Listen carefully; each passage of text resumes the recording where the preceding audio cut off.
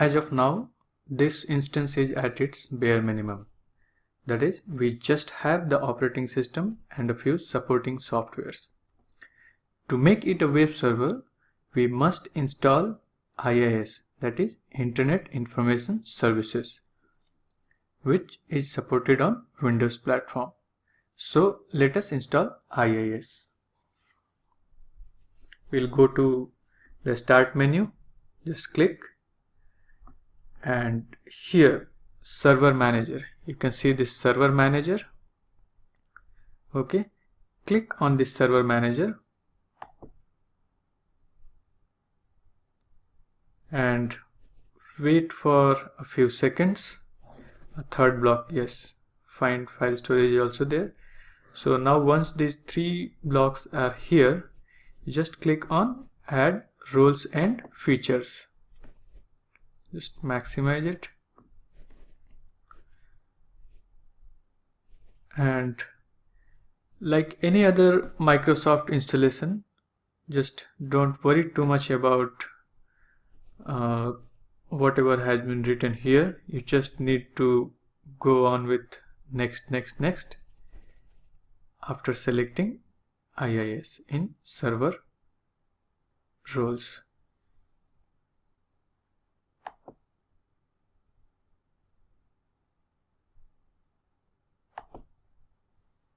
Again one next. Okay, we are inside server roles. Here you need to select web server, that is IIS. See, add features that are required for web servers. Okay, add features. So by default it will add whatever is the minimum requirement for IIS. Okay, we will click next again. Okay, it's going to add .NET Framework 4.6, no problem. Next, and role services. In role services, whatever basic is required, it has been check marked, so we don't need to change anything over here. FTP server, etc. If it is required, you can check it, otherwise just leave it blank. Okay, so we'll go with the default one, and then finally install.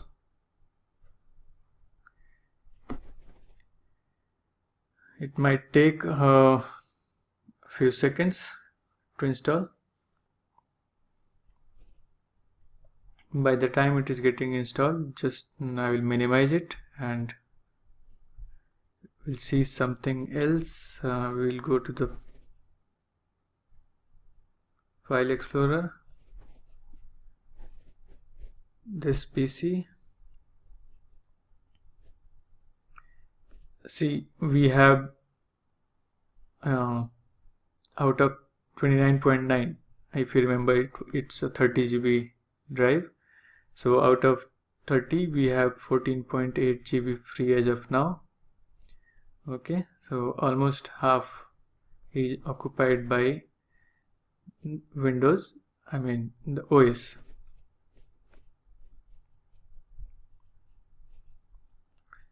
I think it has been installed, IIS has been installed, because this inet pub is there. We'll go and check. Yes, it's getting installed. Okay, installation succeeded on this machine. Okay, close it. Close it. So once the IIS is installed, you will find this inet pub inside C drive, local C drive. Okay, inet pub and www root. Now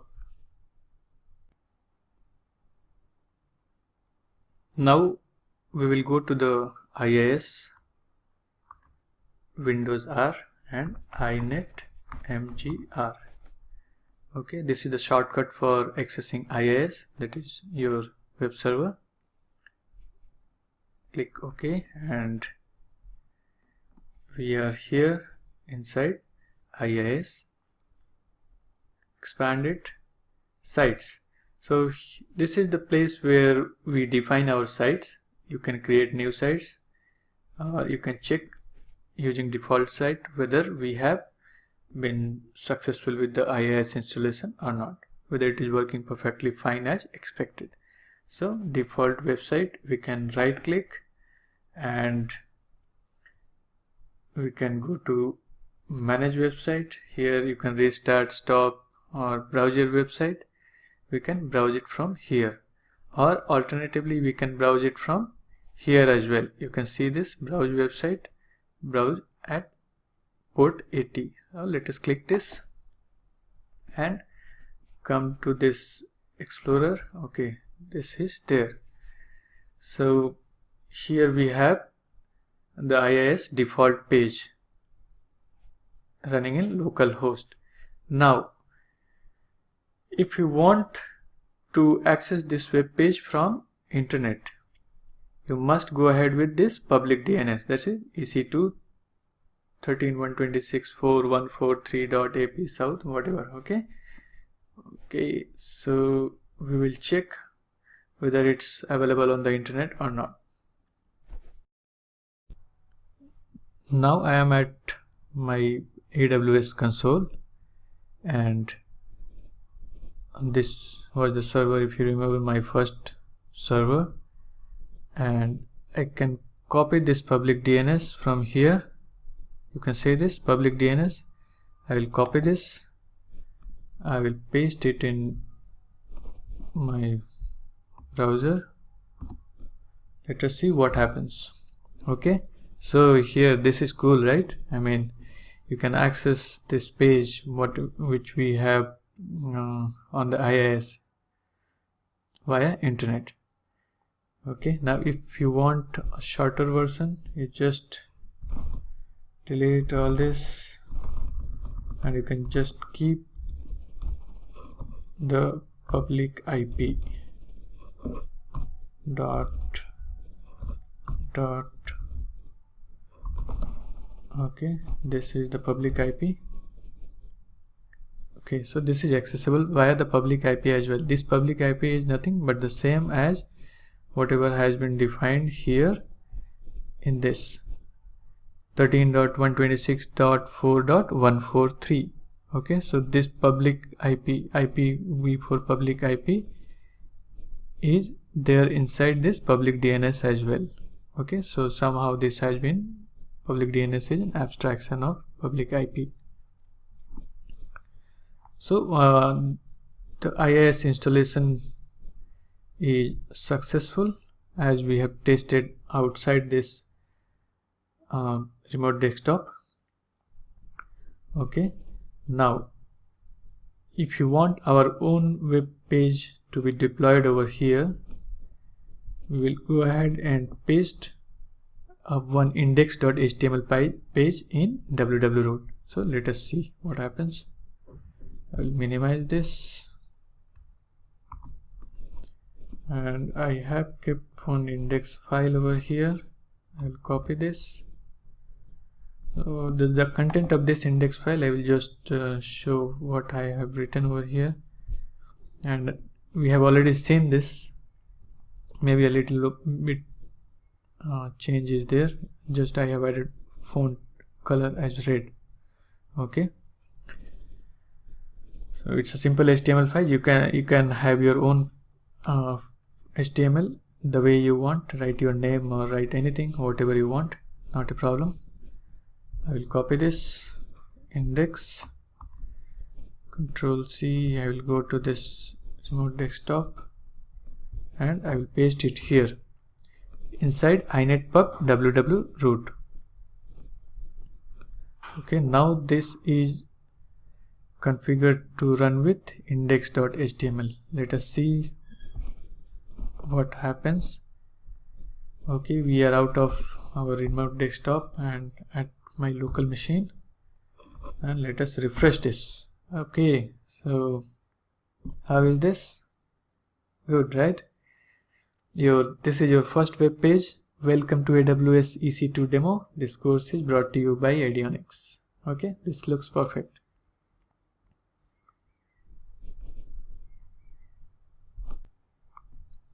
So we are here after successfully accessing the web page over internet.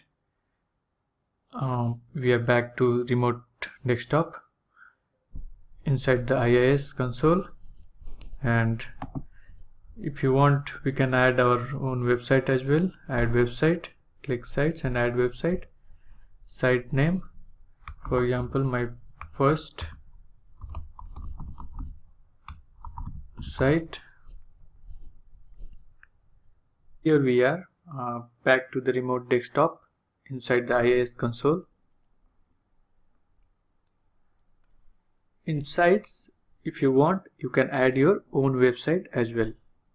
Okay, to add our website, let us first go to the Windows Explorer, File Explorer, and this PC, C drive, inetpub. Okay, inside inetpub we will create our own folder so that we can deploy our pages over here. Let us call this my first website, or my first site to be simple. Okay, my first site. And for the content, let us copy this index,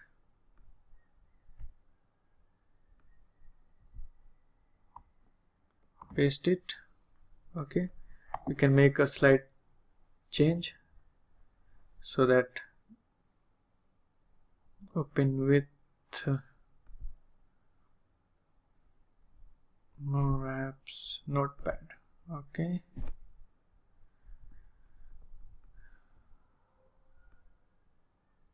let us repeat this.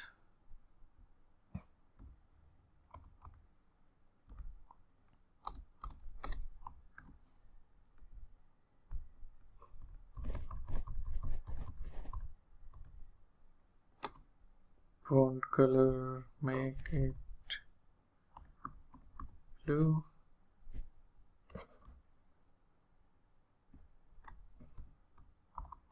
My first website, Control S.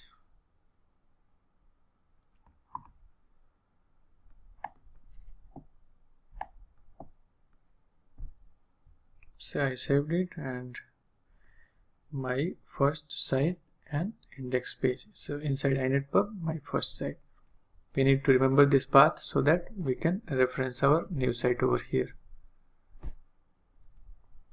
Again, go back to sites, add website, site name, my first site, physical path. This is the path where we have created our folder, local disk C inetpub, inside inetpub, my first site. Okay, now if you want to link this site with a host name or domain name, for example contoso.com or yourname.com or whatever, we can go ahead and write this over here. But since we don't have a domain name as of now, we will go ahead without a host name. Put it okay. Now there should be a small issue regarding port 80, because port 80 is already binding with the default website. So for the time being, click yes and stop this default website. Now we can start this.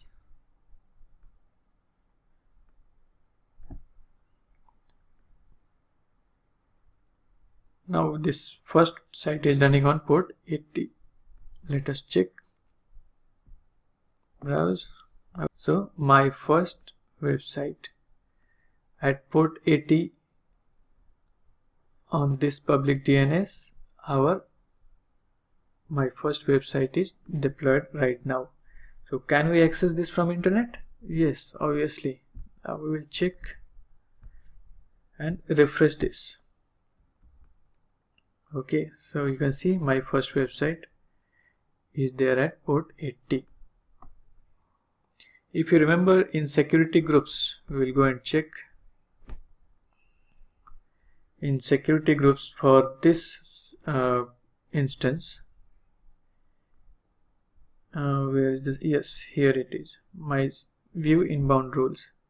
We have permitted port 80. The communication, HTTP communication is permitted at port 80. See this check mark. Okay. So any other port, if you want to deploy on any other port, we must whitelist that port over here. So do you want to check it out? Okay, let us go at IIS console again, close all tabs. To change the default port, once you are inside the IIS console of your remote desktop, just go to bindings. Just note here that my first site is selected. Okay, not default, my first site. My first site is selected, and we will go to bindings. Here we can change the port number. Okay, let us keep it as 8080. Okay, now it will be accessible over port 8080.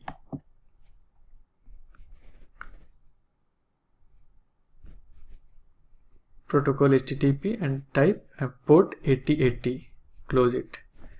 And if you want, you can enable this as well. Start, because now the ports are not clashing. This default website is at port 80 and my first site is at port 8080. To have a little bit more clarity, let us have a marker over here. Open with notepad, and we'll just write my first website at port 8080. Copy this and save this. Okay, save it, and we'll go back to inetpub www.root index. Open with notepad, mark this as port 80, just 80, save it. We'll see whether the changes are reflected or not. We'll go out of this remote desktop.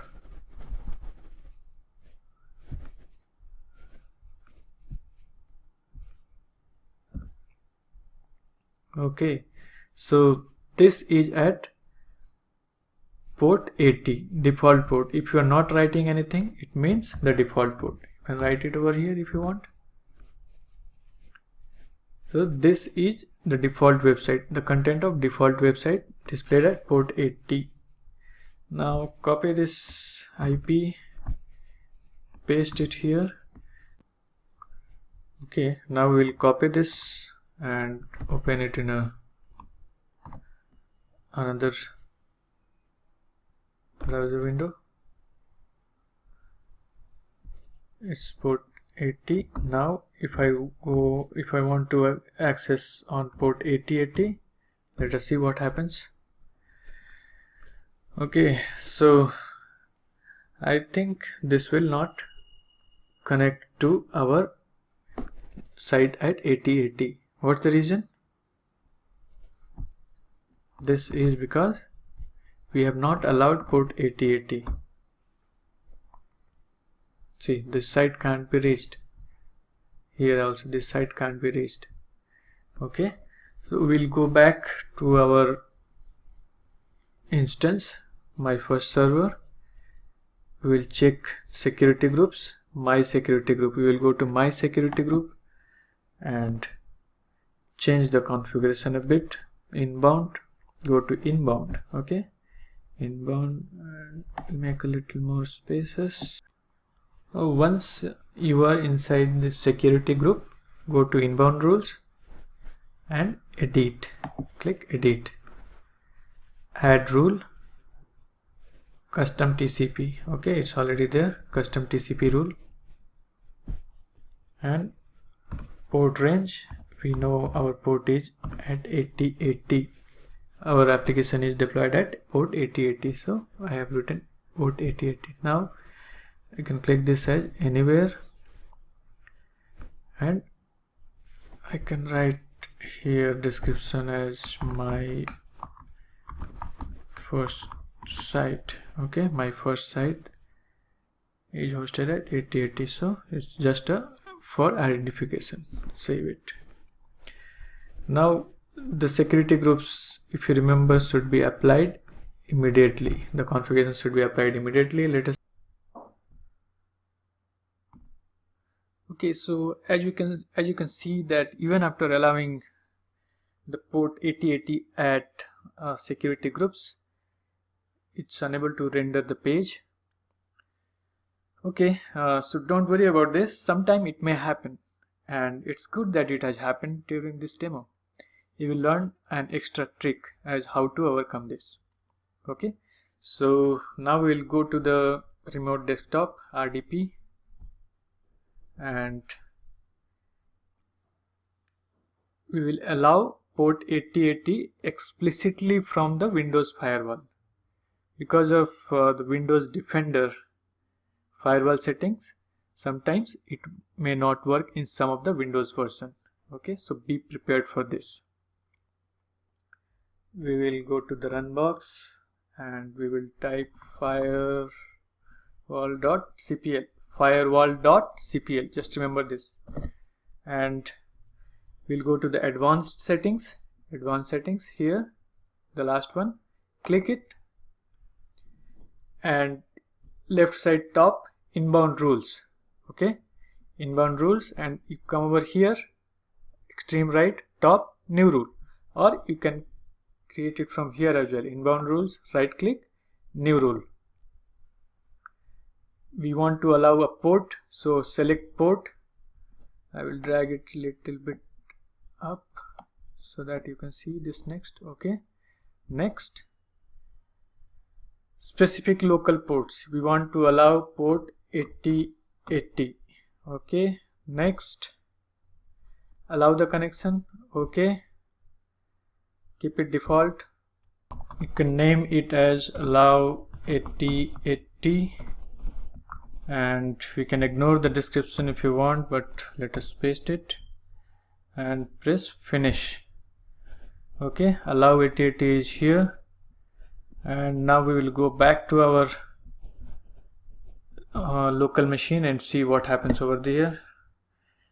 Okay, fingers crossed, let us see. So once we refreshed it, we are here, and as you can see, the version which was deployed at port 8080, my first website at port 8080, is accessed through port 8080 at the same server.